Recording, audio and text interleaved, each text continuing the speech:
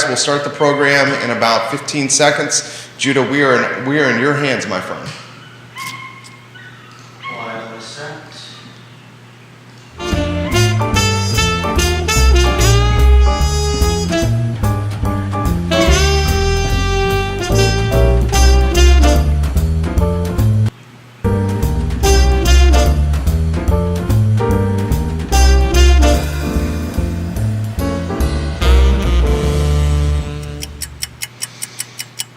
Guys, good Wednesday morning. I'm Jerry Miller, and welcome to Real Talk on the I Love CVille Network. Thank you kindly for joining us. Today, we're presented by Ross Mortgage, Scott Morris, and Ross Mortgage. Trusted name you can rely on, guys, with financing of your house.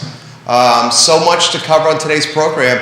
You're going to love the Wednesday edition of the show. I've enjoyed the off-air commentary already, and that means Kerry Griggs is in the house. This guy, an agent with Keller Williams Alliance.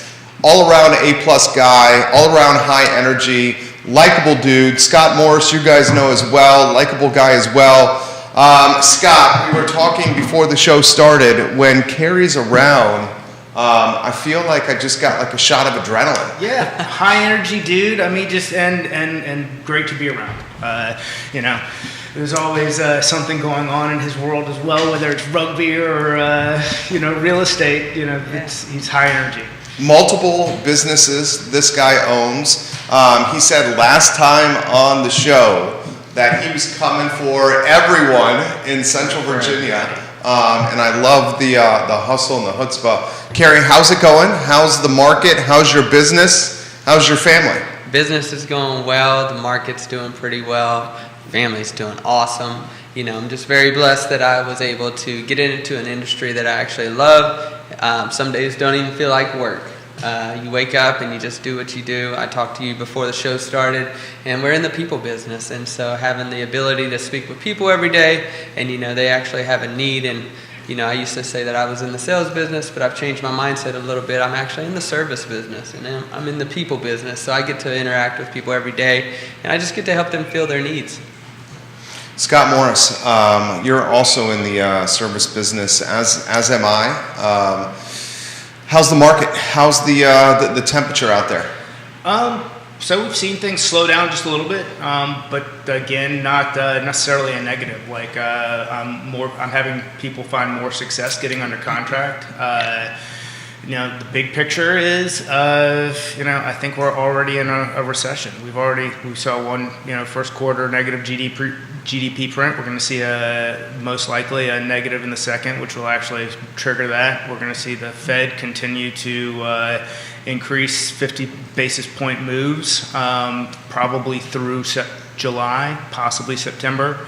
And in doing so, we're going to see two things happen. We're going to see a lot of volatility in the bond market while people continue to exit because of an inflation hedge, and people enter because of safe money. It's the safest money during a recession. So what that kind of means is I think we are very probably close to where I've said we were as far as the top, as far as mortgage rates go. Just because you're going to be, there's going to be some fluctuation, but you're going to find a bit of a balance in what's going on with the bond market there, with people buying in and selling out for whichever story is taking the hot line of the week. So let me try to decipher what you said.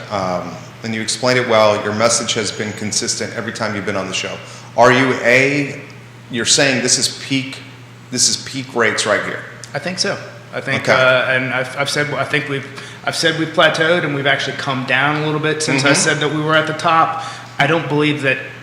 I think we can probably run back up a little bit, and I think we're going to going forward. But until we have kind of reached a peak inflation, you're going to see people exit bonds. But once we officially start using the R word, you're going to see big money hedge back into bonds because it's a safe place to be. So that's going to kind of keep us balanced, and I think right around running where we are as far as rates go. So I'm going to ask you, Kerry, how interest rates are affecting your business. Before I do, I want to follow up with Scott here, because I think he's dropping knowledge, consistent knowledge here. When will rates drop back again to, or will they ever, to pandemic levels? I mean, will we ever see pandemic levels, lifetime lows? Probably not. But never? But the Mid-threes possible? I mean, it's going to take a catastrophe to push them back down. That's what took us to get there. But are they going to go back down into the fours? Yeah, and I think they'll be there first quarter of next year. Okay, so that right there was fantastic content. Cut it through that answer. That's good knowledge right there from Scott. So Carrie, how are the rates affecting your business? You said before the show you feel the market moving. I'll let you characterize how. Yeah, so I feel the market moving in the sense that it's, with the interest rates going up, it has priced some people out of the price range that they were looking for. Not that they don't qualify for homes anymore, but, that where they were overreaching or maxing out to what they could, you're seeing less and less of that. And so when I was talking earlier to you about it, it's not as stiff as competition. Instead of 10 bids on a particular home, you may be competing against 2 others, and so it makes it a little more desirable for buyers that have been in the market and that are willing to stick it out and kind of just get the ideal house that they want, and they're willing to bid on it. Did you see a rush of buyers enter the market as rates were starting to move quickly? Yeah, I did. Okay. So when the interest rates were as low as the 3%, and even I seen some 2.75s. I mean, everybody was in the market. Everybody was trying to get a house at the low interest rate, and that's where we were having the multiple bids, and I mean double digits. And it made it a little bit stiff for the competition. And unless you were willing to go above what the appraised value would be, it made it hard for those first-time home buyers. Do you think we'll see, Scott, you predict, was it the end of next year in the fours? Is that what you said? I said first quarter next year. First quarter next year. Will we see a slowdown potentially in business and transactions as potential buyers try to wait out a gap down in rates? I don't think that's not what drives real estate transactions. People's what's going on in their lives does. So no, I don't think that's gonna make a huge difference there. And plus, if you're out there as a first-time buyer trying to time the market, I think you're making a very poor decision. So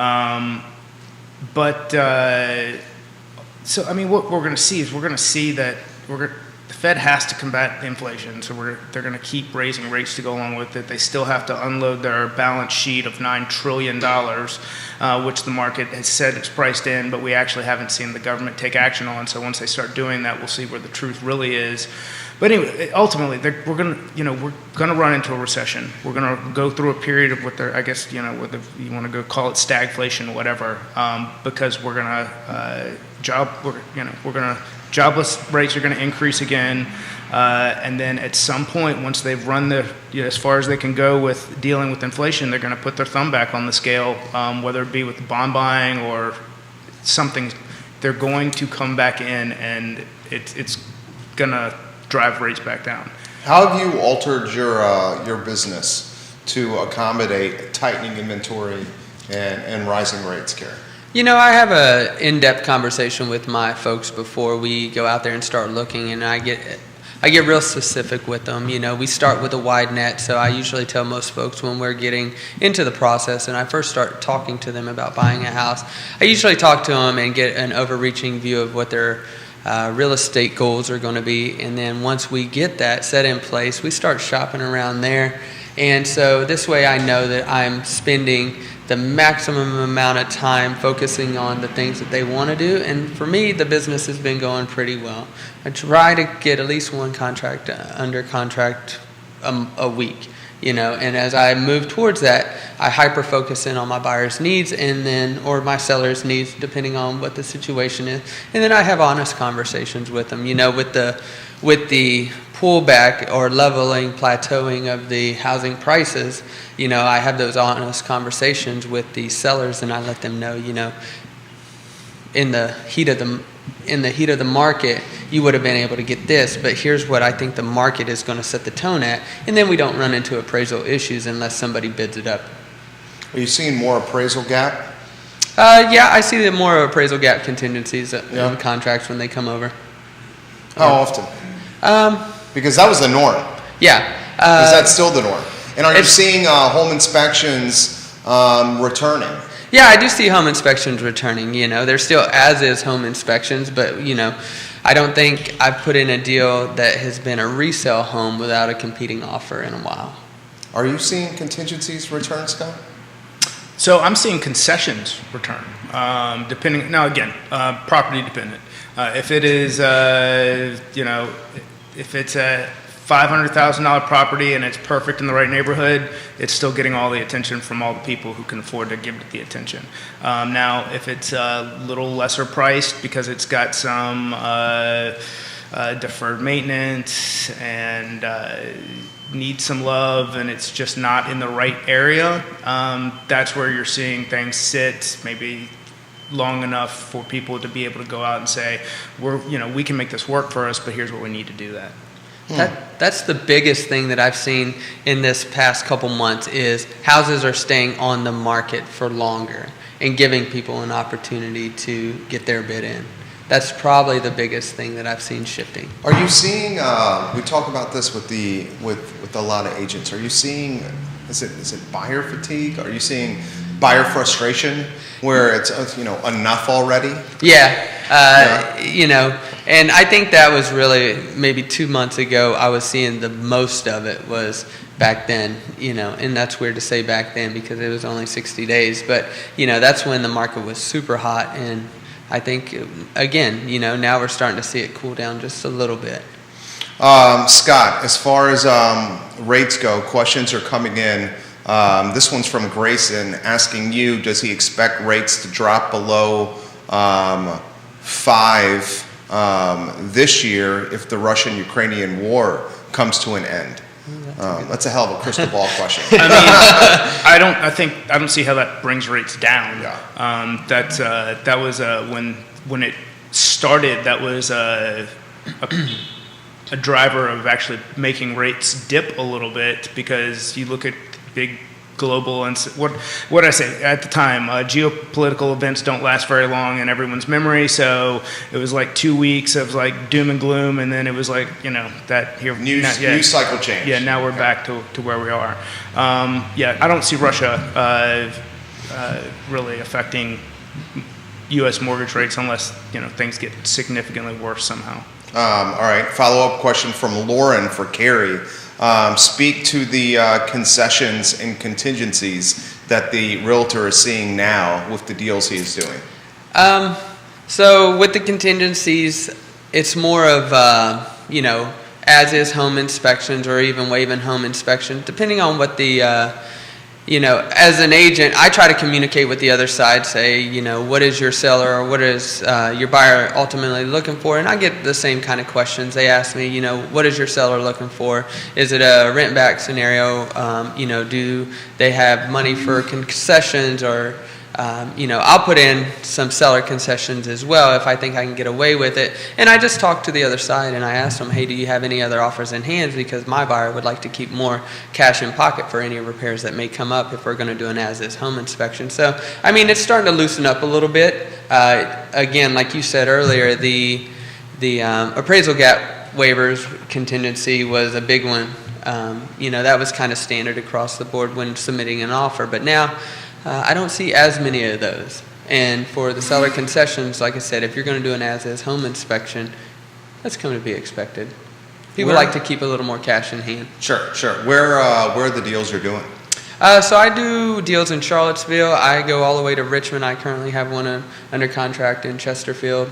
And, I do them over on the other side of the mountain as well. I stretch as far as Richmond to Stanton, from Culpeper to Lynchburg. Wow. That's some territory right there. Yeah, I like it. But I've kind of been around these areas for long enough to know, and I do my research.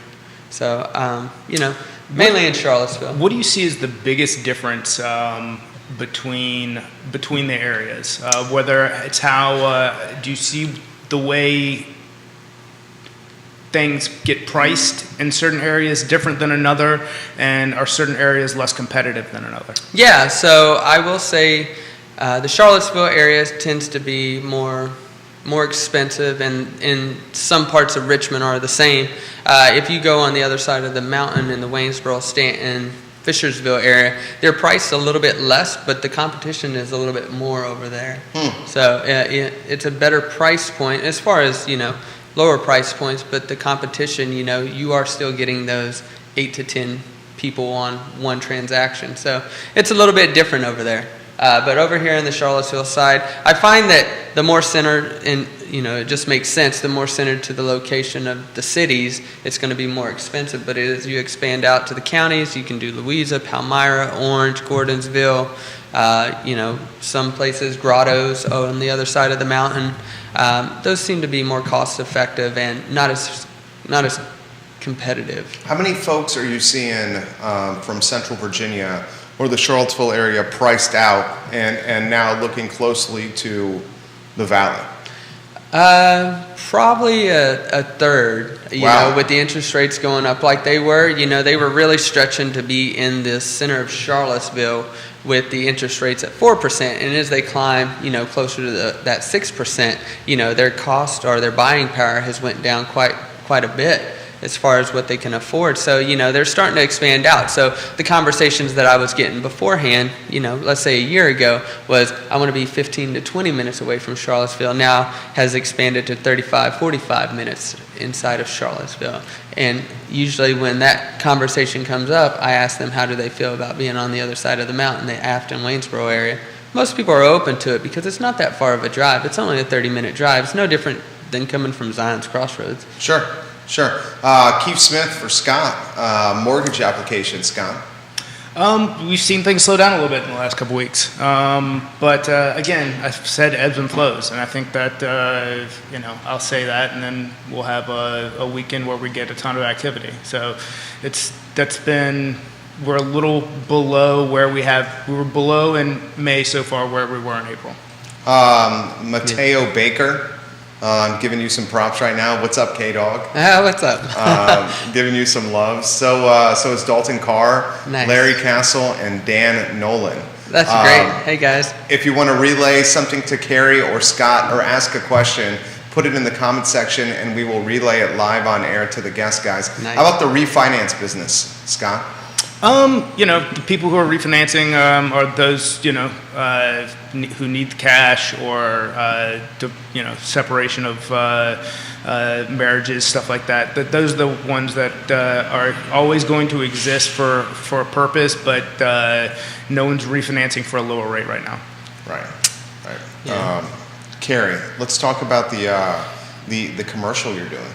I'm Yeah. very curious about that. I saw the Louisa listing that you had. Yeah, so I wanted to branch into the commercial side just because I feel like to be a professional in my industry or an expert in my industry, I have to touch all aspects of it. And I have a commercial listing. It was a bakery in the Louisa area, and it's a good price point. Great price point. It's in the twos, in between 2 and 3.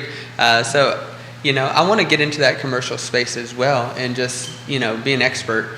I think there's a lot of opportunity there. There's a lot of vacant commercial real estate around, and it'd be great to take advantage of it. That the Albemarle and Charlottesville side sometimes makes it difficult for businesses, but I think with the right business, getting into some of these places will just bring more revenue into here, and that's if I can help be a part of that, I would love to be a part of that.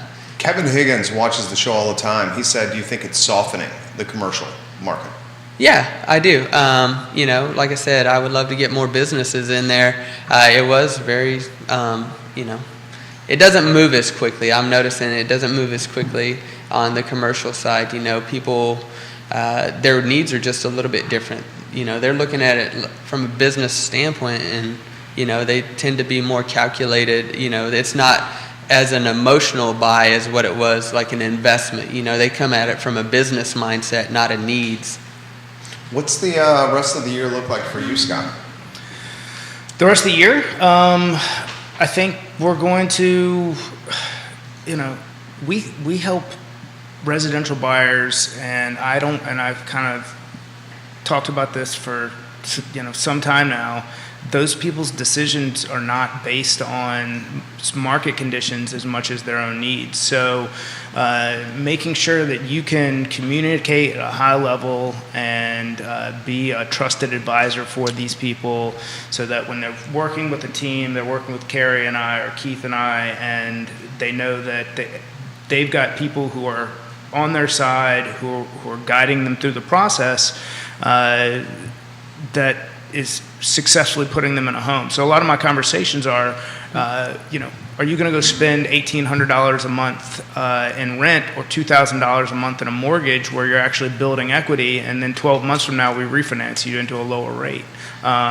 You're already ahead of the game, or you're going to continue to run behind, dumping out another 20G in rent. That is the best piece of advice that I've heard you say on the show so far. Like, honestly, it's having those in-depth conversations, and that part right there. Are you going to spend your money on rent? Or are you going to actually tie an investment into what you're doing right now? That's solid gold right there. Sake of a talk show. How's the millennial and younger buying in this market, Carrie? So again, they're most of them are first-time home buyers or tough market for first-time home buyers. Yeah, so having those in-depth conversations and those honest conversations, and you also have to communicate with them very well. Like Scott said, communicate on a high level, and I think that's really what they need. I know, You can't just get them under contract and then just communicate it with them. You need to be that trusted advisor all the way through it. They're having some success in this market as it's starting to soften a little bit. Put that in perspective with some of the deals you've done. That sweet spot for those, the buyer pool. First-time home buyers somewhere between, well, not all of them, but the majority of what I see is between that 200 and 350 range, and so that's a very competitive market because everybody is looking for that. Not just the first-time home buyers, but the investors as well. It's an investment opportunity, like Scott said. They're now turning them into rentals, and they're getting, it's a business proposition for them. But now it's starting to be where they are actually having more success in getting into the market because of the buyer fatigue that most buyers have dropped out, or they have now been pushed out because of the interest rates, and now they're going to work on their credit for, the next year to try to get to them where they need to be. But those that were honestly prepared for it, and they're having some success in it now. Are you seeing with these price points and rates where they're going or where they've gone, Scott, are you seeing investor money on the street, or has that softened? So I think you're starting to see it soften a little bit since rates have gone up. Then it becomes a cash flow. Like, how much sense does this truly make for me? And now there's still people out there looking for the right deal, which gives even more credit to what Carrie's talking about. As far as the lower the price point, the more likely there's an investor out there looking to buy it, which makes it tough for first-time home buyers. But I think everything is softened. I think people are kind of they're wary about are they shopping at a top right now? And I think the answer to that is probably no, just because we're going to, again, I've said hopefully we've got to see we can't see a continued appreciation of 20% a year over year on these properties. That's just not reality. Sure. Yeah. But I think 3% probably is, and as we get there, you're going to see more people come back in. Investors, what are you seeing, Carrie? I work with more of the buyer side, not a lot of the investors. I have some investors that I work with, and they're trying to buy up homes as rental properties. But you know what? The majority of the people that I work with are buying for, residential. That's where they're going to have their family. The investor side of things, not so much in the residential side. They're looking more for commercial, duplex, quadplexes, or, commercial spaces. I'll tell you what. I see a positive of what's coming up for us. You talk about rates potentially stabilizing. We're looking at a market where buyers have more opportunity to potentially get in homes than they have had in a long time. You've got markets potentially stabilizing over from a stock market standpoint. And hopefully this war subsides and slows down. Time will tell on that. But I'm feeling pretty good about this. I know we have 3 guys at this table that are all bulls and positive people, but are you not feeling pretty good about where things are going? Or are you still not a little lukewarm, Scott? I'm a little lukewarm about the next 90 days, 120 days. What do we see? What does the Fed continue to do? How does the market react? That is, kind of the balance between big money that's buying into bonds for recession concerns, or those that are selling out due to an inflation hedge. That makes me a little nervous. Like who gets the bigger piece of that pie? And because that's truly what's going to drive rates. And I think it's going to be, there's enough of a balance there that I feel like we plateaued, but that's the one thing that makes me nervous. How about you? What makes you nervous, Gary? I'm not so much nervous about it. I think as long as you're doing good business and doing right by people, they're going to continue to come back. And I think that I'm personally excited about it. Just a little bit of slowing would be beneficial to, I think, all parties. The sellers are still going to sell their home because there's a need for it. We're low inventory, and that's just, what it is. That's the reality of real estate right now. We're low inventory. The houses are still going to move, but it just gives buyers an opportunity to get to where they want to be. And hopefully we see more houses come to the market so that we can satisfy this need. Do you expect more houses to come to this market? I do. Yeah. I think once things start to plateau a little bit more, hopefully, like Scott said, with the next 90 or 120 days, with the rates going up, you're going to see not so many buyers into the buyer pool, and then that's going to eliminate some of the concerns about going over price for buyers. And then so sellers are going to realize that it's not so scary to be out in the market anymore. And I think that's the big reason why we didn't have as much inventory, because one of the questions I would always get asked on a listing appointment, okay, well, if I sell this home, where am I going to go? Well, there's still homes out there. And if you can get $120,000 of equity out of your home, I heard one of your guests say, if you can get $120,000 out of your home, you can rent for 3 months until you find that perfect home for you. I mean, you still have money to. That was Sasha. Yep. That was a good point. It was. What were you going to say? Yeah, no, I think so. We're seeing more inventory come on, even now, and depending on the area, I think it really gives you. With fewer buyers, I'm starting to see deals get accepted with concessions. We're starting to see more and more of these things happen. That wasn't the case 3 months ago. It just wasn't. It just wasn't there. And I said that's the one thing I'm nervous about, but I'm still super optimistic about where things go, because again, people don't make these decisions based on a whim. They're generally because we're having a baby, or I need to move to the area. There's something significant that's going on in my life that's creating this transaction. And the same thing for sellers. I've seen I had an appraisal come in short for something that was comps just didn't support, and the seller was super stodgy about not coming down the price. The buyers walked. And then 3 days later, I got a call from the agent, and he said, "Hey,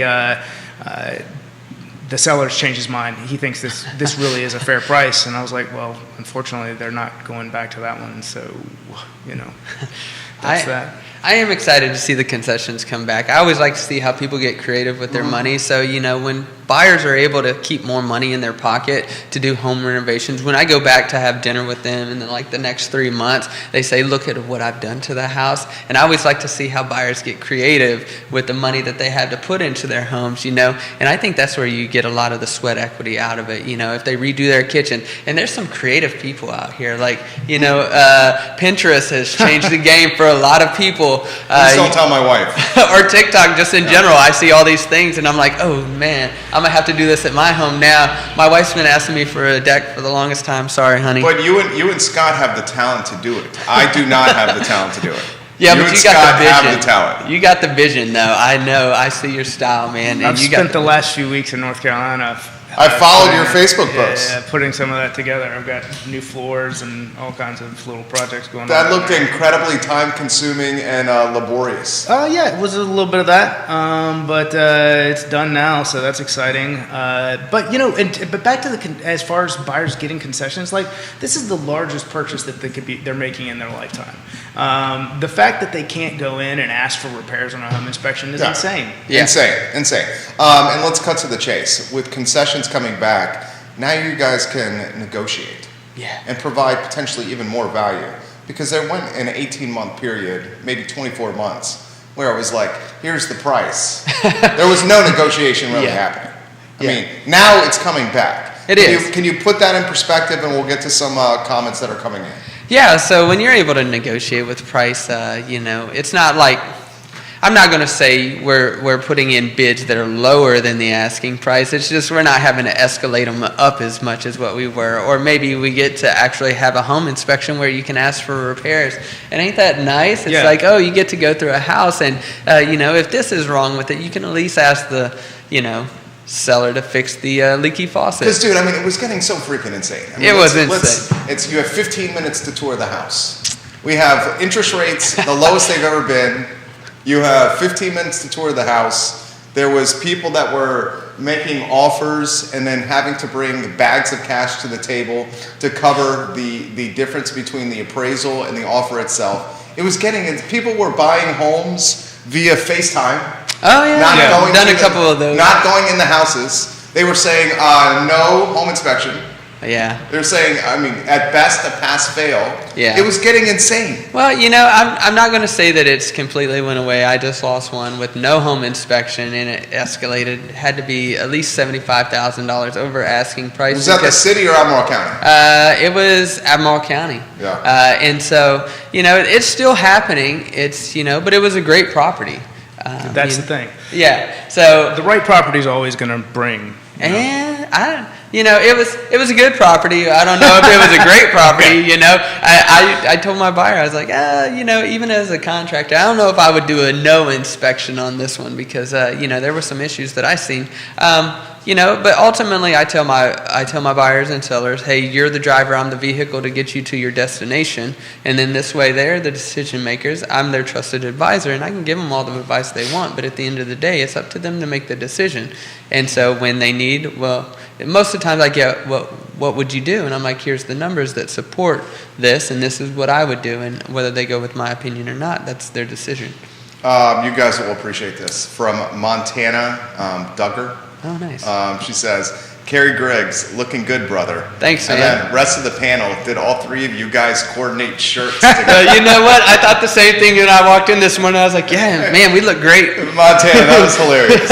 Cameron Gray giving Kerry Griggs some props. Nice. You can Thanks, tell brother. the guy is well liked by the community. Tori McDaniel, Stephanie Keller giving you props right now. Nice, guys. Thank you. Can you speak to the insanity you saw that may be tempering slightly, Scott? We talk about buyer fatigue, and you talk about 3 months ago. I remember last August, I had people who were just like, dude, I'm done. I'm like, so done. And these are people who'd been out there months just, trying to find the right property. The last really year, we've had people in and out of the market. When you hear from, this is a little more Northern Virginia, but on a $900,000 property, I've got a borrower. The squatter? No. I've got buyers who go in and the agent makes a call while they're in the house, and the listing agent's like, "Oh, sorry, we've already accepted an offer." Just some where there's 20 plus already going. That was a little bit of chaos, a little crazy. Yeah, it was chaos. What chaos did you see? Well, are you talking about making offers while you're in the house? I did that 2 weeks ago, and I was like, hey, we want this offer. What do we need to do? So wait, you're on the tour? Yeah, I'm on the tour. This is the first tour? Yeah. As Good we're going Lord. through there, it's like, well, we need a Insane. 10% Yeah. down check. I'm like, okay, great. We're writing it right now. We'll send you a photo. Yeah, I'm talking about somebody in the house going, hey, we're ready to make $100,000 over, and the listing agent's like, sorry, we've already accepted an offer, Yeah. while the people are in the That house. is so insane. You know, one of the craziest things I've sold is I had a guy that was from overseas, military guy, never seen the house, only communicated via email.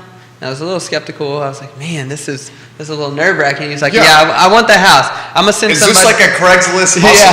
Yeah. He said, I want the house. Let's place a bid on it. I'm like, okay, great. Can I have somebody that come and lease, to the Look at house it. so I can Yeah. see that somebody is real? And so he did. And, we closed on a $500,000 transaction without even seeing. I never talked to the guy on the phone. It was only via email. I was like, wow, this is crazy. How But did you he know- fall in love with the property? He's seen photos online and did a virtual tour. This is, I was like, wow, that's brave. But you know what? I mean, a great guy. I still keep in contact with him today. Still never spoke to the man. But he's a great guy, via email and postcard. So the extent of the communication is email and postcard? Yeah, great guy. That is awesome. God, that is so awesome. I mean, I it works, love though. Gary. I love this. Hey, adapt and overcome. Like Yeah, you said, when this market got crazy, you had to just go with the flow. And so, like I said, it's one of those things. It's a little nerve-wracking when you do things like that, but as long as all the proper documents are in place. Sure, of course. And everything goes smoothly. And, I communicate with the other agent. I think that is one of the biggest keys, and especially when I'm trying to help new agents or coach new agents of how to do business and do it successfully. Communication, just high levels of communication with everybody. And if all of us can meet together, the listing agent, the buyer's agent, and the two parties can meet together, that's even a better win for me, honestly, so that we just air everything out. It's our job as agents. We don't think with emotions. We are the rational people in the transaction. I don't deliver. There's no good news or bad news. It's just news. Yeah. Yeah. And so I think that's the biggest, part of our job is just being the professional, thinking at this with clear mindset. And then, when the buyers and sellers start to get excited or, disappointed, it's our job to bring them back to center and, get the transaction done. And so communication with the other agent is key. Are you seeing Zoomtown in Central Virginia anymore? The out-of-market buyer setting up a Yeah. home office, ISP, Yeah. working for an employer out of market? Yeah, Yeah. I do, and I see a lot of that going on right now. I think that's a great opportunity, and that's, there were a couple positives that came out of COVID, and I think having the ability to make money anywhere now is great. You can do it from your laptop, and a lot of people are. They find that, and I think that's where the commercial industry got hit the worst, was that, everybody's downsizing. So you don't need these 5,000 square foot offices anymore because a lot of the people can do it from home. Yeah, but depending on your business model, you got to have people back face to face. Collaborative learning, collaborative work, mentorship. None of that happens from a Zoom call, and you get. There's just a certain level of, fatigue that comes from trying to operate that way. I came on the show last year when we were trying to do it that way. It's just tough. it's just a different monster, and not just for something like I think this. you did it from your bedroom. With the green screen in the background. And the connection was choppy, right? Yeah. It's like something to do with like my AirPods or something. Like every time is like, it was there. Like there was an echo. I don't know what was going on. It was crazy. I do believe that there are some industries that are okay with working from home, but in our situation, being belly to belly with a client or face to face, there's no. I personally feed off other people's energy. Yeah, me too. So We all do. Like when I'm in a room with heavy hitters like you guys, it makes it. It makes it a lot better for me because I can feed off your energy, and you guys are just good folks. So it makes it a lot better for me. I have a more positive day when I leave here, so it's good. Such a likable guy, Scott Morris. That's I'm telling you. I mean, such a likable guy. We love carrying this program. What are you seeing with the? This is an interesting question that just came up. Do you guys have offices where you meet clients? Yes. You guys are on the road all the time. Put Yep. that in perspective where you're meeting clients, Karen. So I have an office off Remsen Court, and so Keller Williams' office is upstairs on the 4th floor, but I have my own personal office downstairs on the 2nd floor, and that's usually if clients are more comfortable coming in and signing contracts, we meet in my office, and then this way we can have that meeting. And, especially a first time, communicating with somebody, they got to come in and sign the proper forms. But, if they're more comfortable with meeting on site, I understand people are busy, I am too. So if they're more comfortable with meeting on site because they got time for these 2 showings and then they got to get back to their business, I'll do that too. But I think having an office is important. Yeah, 100%. I mean, I meet people at my office. Here in Charlottesville, I've got a couple different locations that I will host meetings at. But office in Culpeper, we actually host closings. We do face-to-face with clients. If someone needs something, like Carrie, I have a very similar demographic as far as areas go. Like I'm in Richmond, Lynchburg, North Carolina, and if need be, I'll get face to face with the client for document collection just to go through an interview and give that level of comfort. Who's putting more mileage on the vehicle, you or Scott? I don't know. I average somewhere right around 50 or 60 a year. 50 or 60,000? Yeah, but like I said, I go from one side That's of more Richmond. than No-brainers, yeah. I Not go like from that. I go from Richmond to Stanton and then to Madison, and back to Damn, Charlottesville. dude, you're putting 50 or 60,000 miles a year? Yeah. Wow. But I mean, I don't mind. I enjoy driving. My You lease or own? Can I ask that? I own. Yeah? Yeah. So, up until recently, I'm heck on vehicles. So, I live out of them, and my wife's always on me. She's like, hey, you gotta change your oil. You gotta change your oil. I'm like, all right, great. When I have time. So that one has actually come back to bite me in the butt. Blew out a Jeep Cherokee motor one time through a rod because there was no oil in it. Dummy. Wow. But again, it's just I'm on the road. I have a problem getting in for state inspections. Yeah. Yeah, me too. Oh, mine was rolling around. Well, never mind. Me too. But I mean, I don't mind driving, and with Bluetooth, it's a phone call comes in, you just say answer, or I throw in my earpods, and I'm like, okay, great, and then so you just communicate with people. What's the mileage impact on that? I mean, have you considered narrowing the sales footprint as mileage has gone up, as gas prices have gone up? Not really. No? I just figured it's a cost of doing business. I mean, but that's not for everybody. I know people that only work in a certain subdivision. That's not my personality. My personality, I like to be places. I like to travel. I like to be in front of different people. It's a different dynamic everywhere I go. The Richmond market is totally different from the Charlottesville market. But I like the Richmond market too. I love going into the center of Richmond. It's a little chaotic sometimes, but I also drive the backcountry roads, and that's fun too. It gives me a chance, and I love listening to a podcast when I'm not talking on the phone to people.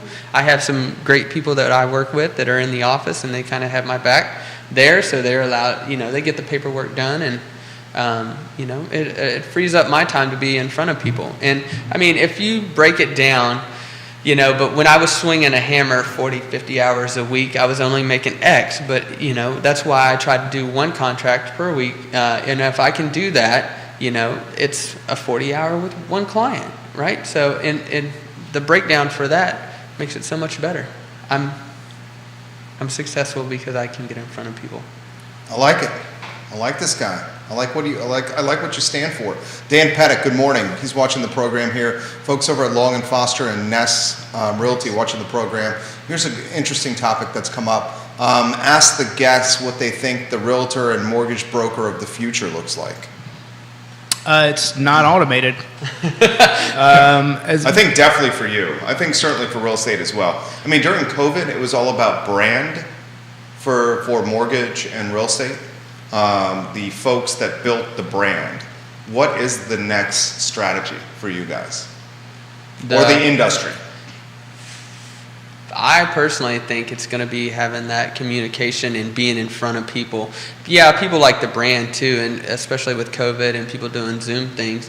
But just being in front of people, you're going to see that with things getting a little bit tougher, you're going to see some agents that just can't withstand the market. So you're going to have to be in front of there. And I think ultimately the ones that are producing and doing it well are going to get more of the market share. So just being in front of people, that's why I'm dynamic with where my locations are. I've seen an enormous amount of paid Facebook advertising. It's everywhere. Yeah. It's everywhere. In the last 30 to 60 days, like mortgage-wise, individual LOs.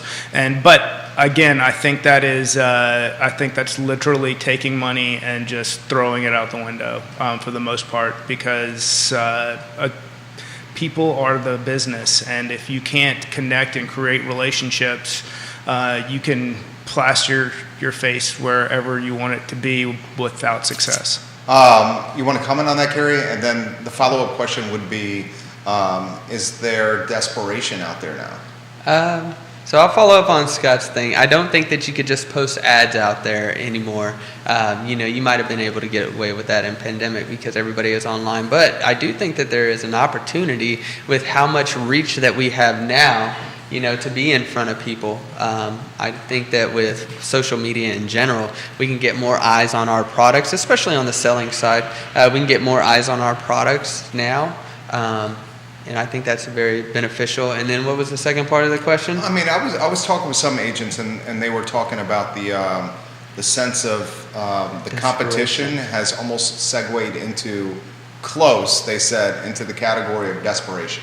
Yeah, I mean, you can tell it when somebody is, they need a sale. That one, it kind of resonates with you. And again, we're in the service business, and so I don't look at it as, I need to make a sale. I look at it as, how can I help you? And that one has actually taken me further in business than any other thing that I've realized, is how can I help you? Because when you come at it from that standpoint, most people is like, and I'll tell a buyer to walk away from a house. I'm like, listen, as a licensed contractor, I don't know if I'd even take on this project. I mean, you do what you want to. We can get you some quotes if you would like, but this is a lot of stuff to manage.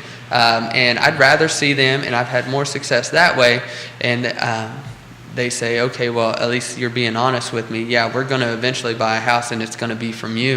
And then I've had people say that, they've had 4 real estate agents before me, and I was the only one that stuck with them until the end of the transaction. Is it scary when you hear them say, I've had 4 agents before you? Most of the time they tell me that. Is that a bit of a red flag? No, not necessarily. Maybe they weren't listening to what they were saying. And for me, just being able to understand and communicate clearly. So I went to a seminar recently, and, he said something that clicked to me. He's like, I am trying to work on my communication skills. I want to make sure I understood you correctly. It sounded like you're telling me this is what you want. And they're like, yes, exactly. No one else has heard me. And I'm like, okay, great. So that works well. It's a good communication It's kind of tool. like the whole question behind the question. Yeah, that's definitely something that, in trying to help someone, is finding out what their needs truly are. And if you can do that, you can overcome objections before they really become objections. More questions. You guys are doing a great job. This is from Dan Pettit, for you specifically. He's a realtor, Dan. With buyers that can only go up to $350K, are you finding a lot for these buyers in the townhome and condo space? Yeah, and so that's ideally, let's back up, just to understand where they're going. If they're going to be in the Charlottesville area, that seems to be the reasonable option. I don't think you can buy a house for $350,000 like a detached single-family home. Or Albemarle. Yeah. So, when somebody comes to me with that kind of budget, I usually ask them if they're okay with a townhome or a condo setting. And if they say no, I said, okay, well, then we're going to have to expand out to the counties. And if they say yes, then I'm like, okay, great. And then, are you open to new construction? Having an honest conversation. What's your time frame look like? Oh, you have 6 to 8 months. Are you open to a new construction? New construction to me is a much easier segue into being a homeowner because it's not as stiff a competition and you don't have to deal with someone else's problems. Even though it could look pretty, doesn't mean that they took good care of it. Homeowners insurance is going to be significantly less. Yeah, and I just think that new construction is a great option if you can get people wrapped around the idea and have those conversations early and have them often. If you can, again, from a contractor's background, I think that's the better move to go. Follow-up question for both you guys. Since you both drive all over Virginia, what are the hot spots for homes in Virginia right now in the areas that you guys serve? Scott, you want to go first? Then? I mean, the whole state. Yeah. But We talked a lot about Richmond. yeah, and what's good, Richmond is you can find some softer price points, and Chesterfield, that area. It just depends on what you're looking for, and what your opportunity for your clients, what they're looking for really is. But as far as competitiveness, it's still very hot everywhere. Yeah, Charlottesville, Culpeper, Richmond, parts of Richmond. I know I was driving around Chesterfield County. Those houses were going quickly. Louisa, Lake Monticello, Waynesboro, Stanton, those are all booming. Which parts of Richmond would you not include there? Is that west end of Richmond? It's a little pricier there. Yeah, it is, and especially as you get more towards the center, like Short Pump. Once you get closer to there, those prices are booming. Chesterfield, depending on what side of Chesterfield you're on the south side, as you get closer to, I find a lot of times as you get closer to military bases, the price point goes up. Chesterfield is right, not too far away from Fort Lee. So, military folks, when they turn over, the housing prices, they jump. You got this from Thomas. Zion's Crossroads. Ask them about Zion's Crossroads. 100%. I live in Zion's Crossroads, so I was excited to see it boom like it has been. I bought my house 10 years ago, though, so, I got mine on a pretty good deal. And I bet I have a good amount of equity into my home right now. And it's only because things are booming. We just got the Checkers out there. We got the 7-Eleven. I forgot there's a Checkers out there. More places are coming, and, they're coming fast. And I can't wait. Are you at Spring Creek? No, I'm not at Spring Creek, but I have houses under contract in Spring Creek. I like the area. I think that is for me, it was the best decision because I knew I wanted to be in the Richmond and Charlottesville market, or at least when I was on the contractor side, I was thinking foolproof because this is right as we were coming out of the 2008 recessions. I was trying to think about longevity and how can I support my family. And at the time, I was just a contractor, and that's my main source of income. So I was like, okay, two big cities, Charlottesville and Richmond, always have a need. And so Zion's Crossroad is that great middle point. It's a little closer to the Charlottesville area, but it's a great midpoint for somebody that's looking to be dynamic in a work field. For you, are you seeing more conversations with ARMs with clients? That's also for Gary, but let's start with Scott on that. So, yes and no. The market has made some of them they don't price as well as you would think that they would, just because short-term volatility makes them not as attractive as they could be. But I mean, it depends on then who it is and what exactly they're looking for. Some people are willing to get in just for the fact that, and again, it takes the right buyer. I typically don't recommend that to be your first-time home buyer option, but they're out there. But as long as short-term debt is as volatile it is, they're not pricing quite as well as they probably could be. How about you, Karen? I don't do a whole lot of them. Not because I don't do them. It's just because, if there's a better alternative for a buyer, and again, it just all depends on their goals. Like Scott said, for the short term or the first time home buyer, it's not an ideal because, unless you have somebody that is consistently knowledgeable about it, or you have a lender following up with you and be like, hey, it's about to go up. Would you like to try to do something else? I just don't think it's the right move for most people. Unless they know what they're doing. Some people, they're savvy like that. And so, it just depends on their skill set. Brent Smith giving you props. Hey, what's up, buddy? You're getting love from Daniel Joseph Romano right now. I'm trying to get him to be a real estate agent, too. Brittany Gray, the realtor, watching the program. Brittany. Luke Dravo, Chris Frazier, Ryan Paul. Nice. Isaiah Vincent, Joshua Ostrowski, Tori McDaniel, all giving you love. That's nice. I love people. You're well liked. So get close with this. What do you think what's the expectation for both you guys for the back half of the year? Ooh, I'm grind. Put on my, pull myself up by the bootstraps and just get after it. second parts of the years usually tend to be better for me. It's because that summer season kind of energizes me in spring market. So I start to get real energetic, more hyper than what I already am. What do you think I like the energy. What do you think the market's going to do? You know, I think it's, I'm an extremely optimistic person. So I think there's going to be an uptick as people start to see that their rates are not going to skyrocket and continue to go up. I think once people start to see it plateau just a little bit, they're going to be like, oh, not as terrible. And with rents going up the way they are, I think it's going to be a great conversation piece for all real estate agents and mortgage brokers to say, hey, listen, are you tired of paying $2,200 of rent for a 1,200 square foot home? Have you ever thought about being a homeowner? It's 100%. You know, I think we continue to see more inventory, and we have so far. I think we're going to see, you know, we're at a plateau as far as rates. We may tick back up, but we're going to kind of bounce back and forth between where we are now and maybe where we were a few weeks ago. I think that's going to be the theme going through the rest of the year.